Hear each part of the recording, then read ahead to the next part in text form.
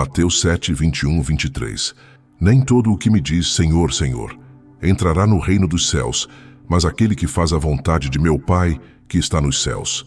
Muitos naquele dia hão de dizer-me, Senhor, Senhor, não profetizamos nós em teu nome, e em teu nome não expulsamos demônios, e em teu nome não fizemos muitas maravilhas?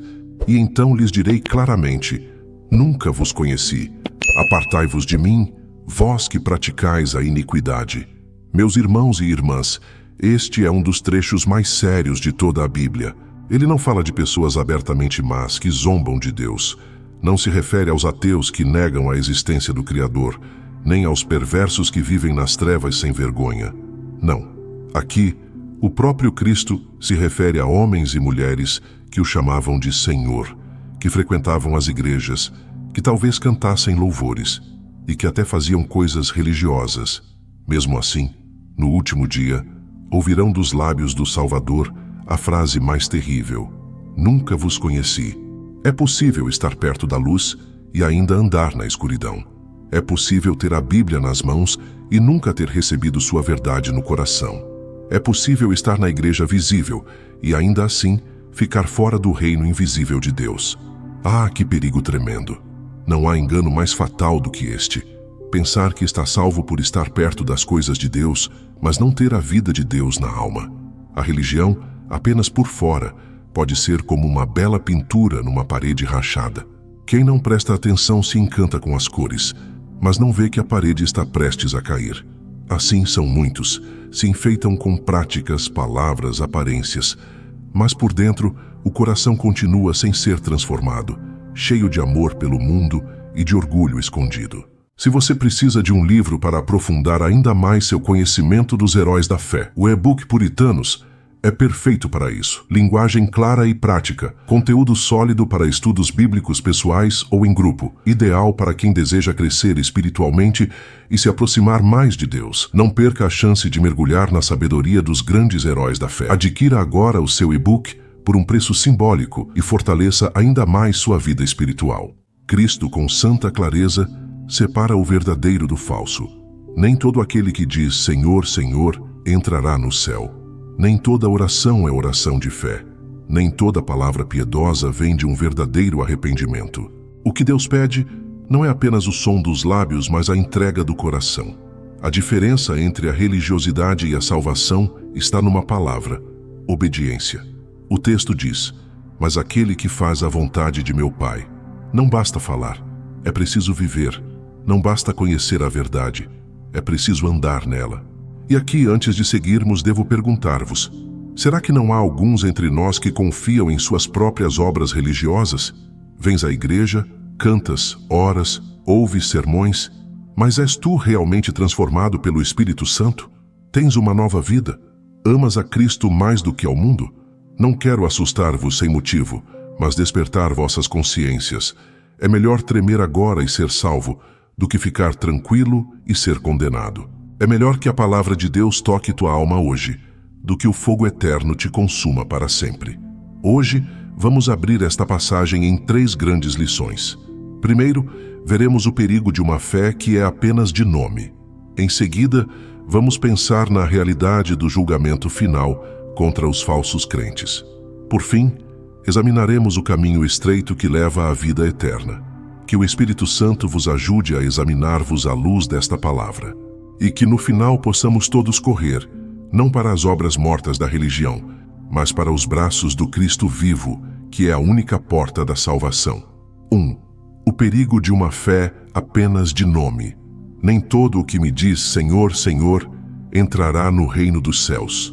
Aqui está o primeiro aviso. Cristo não fala de pessoas que não creem, mas de homens que conheciam seu nome, que o chamavam de Senhor.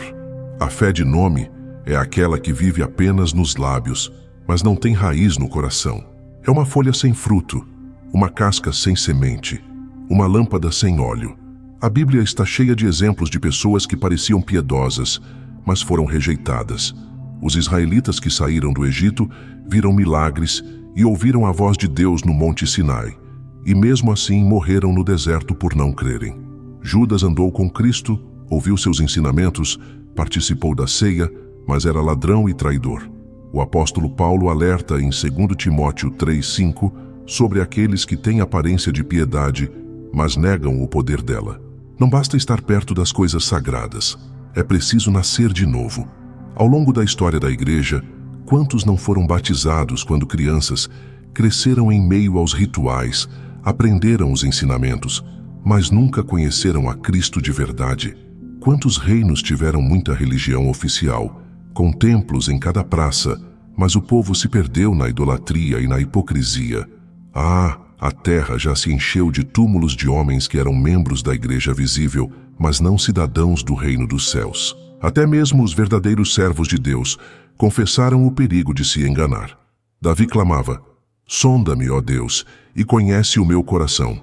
Prova-me e conhece os meus pensamentos. Salmo 139, 23. Ele temia que houvesse nele algum caminho mau. Paulo dizia: examinai-vos a vós mesmos se permaneceis na fé.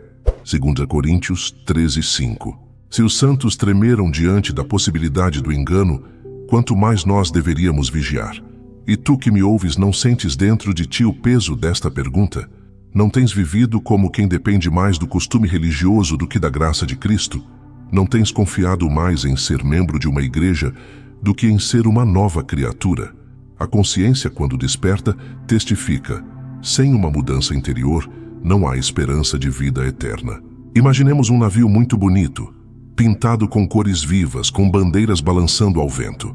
Por fora, parece forte e seguro, mas sua parte de baixo está podre. Ao primeiro choque das ondas, ele se quebra e afunda. Assim, é a fé apenas de nome. Mostra uma beleza exterior, mas falta a solidez da graça de Deus. E quando o vento do julgamento sopra, ela não resiste. Religião de nome não salva. Ir aos cultos não salva. Carregar uma Bíblia não salva. O que salva é a obra transformadora do Espírito Santo. É o sangue de Cristo aplicado ao coração pela fé. Examina-te, irmão. Examina-te, irmã. Tens apenas o nome de cristão ou a vida de Cristo em ti? És tu apenas uma vela apagada no templo ou és uma chama viva acesa pelo Espírito? O perigo da fé de nome exige de nós uma autoanálise sincera. Não te contentes com palavras. Busca provas de uma nova vida. Arrependimento verdadeiro, amor ao próximo, desejo de santidade, obediência humilde. Uma fé que não transforma não é fé verdadeira. Uma árvore que não dá fruto está condenada a ser cortada. Que ninguém aqui se engane com um cristianismo de fachada. É melhor destruir agora os falsos confortos e correr para Cristo do que ser rejeitado por Ele no último dia. Segundo, a realidade do julgamento final contra os falsos crentes. Cristo disse: muitos naquele dia hão de dizer-me: Senhor, Senhor, não profetizamos nós em teu nome? E em teu nome não expulsamos demônios? E em teu nome não fizemos muitas maravilhas?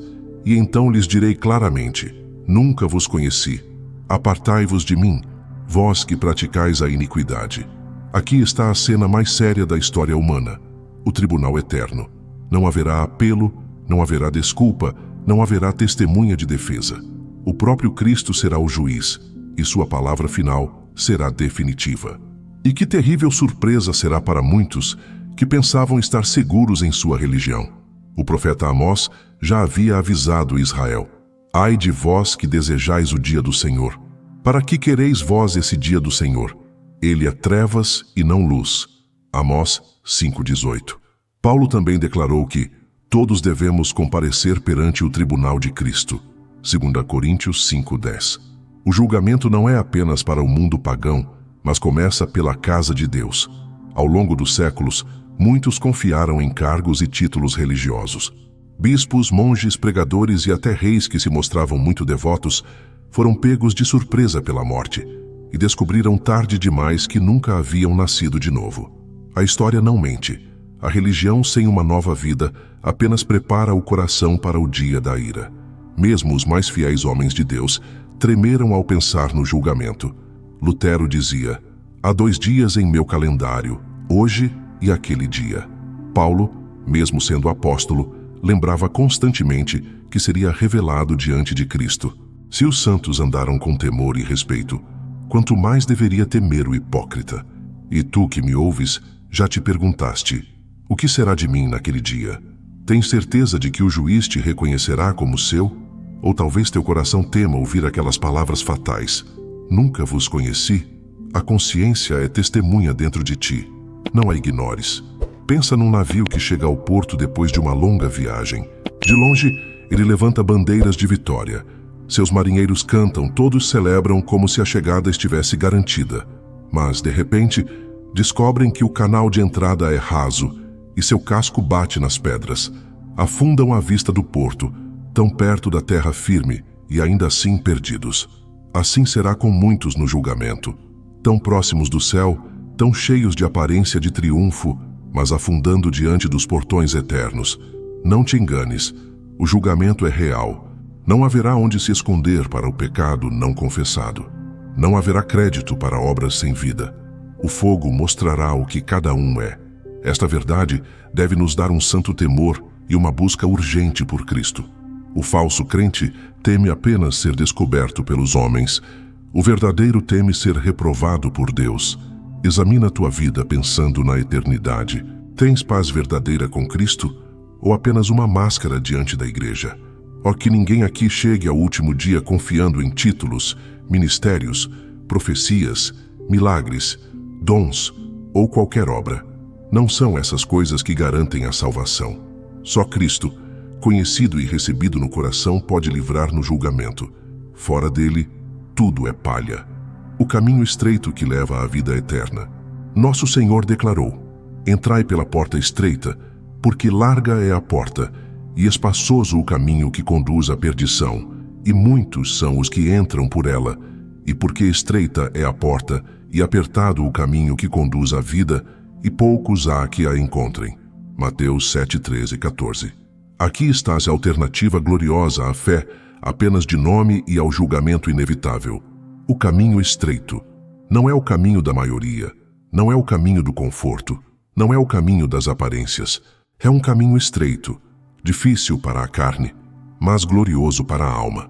A Bíblia mostra que todos os que receberam a vida eterna andaram por este caminho de renúncia. Abraão saiu de sua terra e de sua família por obediência. Moisés recusou ser chamado filho da filha de Faraó, preferindo sofrer com o povo de Deus. Os discípulos deixaram tudo para seguir a Cristo. Não há outro caminho senão a porta estreita da fé obediente. A história da igreja confirma essa verdade. Os mártires das arenas romanas não seguiram a multidão, mas o caminho estreito. Homens e mulheres queimados em fogueiras, jogados em prisões, viveram desprezados pelo mundo, mas foram recebidos como príncipes no céu. As épocas de perseguição mostram que o caminho largo leva às multidões, mas só o estreito leva à vida eterna. Todos os santos confessaram a necessidade desse caminho estreito. Davi dizia: ensina-me, Senhor, o teu caminho, e andarei na tua verdade. Salmo 86, 11. Paulo falava sobre correr a corrida e completar a boa luta. João, na ilha de Patmos, suportou o exílio porque seguia o Cordeiro. Nenhum deles buscou a porta larga. Todos confessaram que só pela vereda estreita se alcança a glória. E tu, meu irmão, minha irmã, já entraste por esta porta estreita?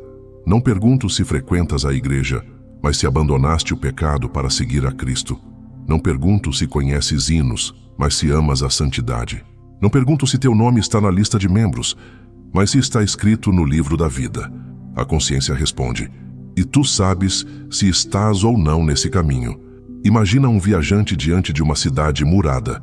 Há 2 portões, um largo, enfeitado, cheio de multidões que entram sem esforço, com música, festa e luzes. O outro é estreito, baixo, exige que o viajante deixe suas bagagens para poder passar. O primeiro leva a uma estrada que parece bonita, mas termina num abismo de fogo. O segundo, embora apertado e cheio de pedras, leva a uma cidade eterna de glória. Esse é o caminho de Cristo. A escolha está diante de ti.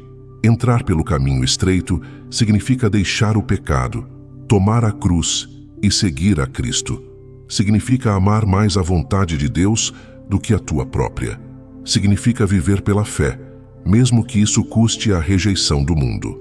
Mas este é o único caminho seguro. Ó, bendito caminho! Estreito para a carne, mas grande para a alma.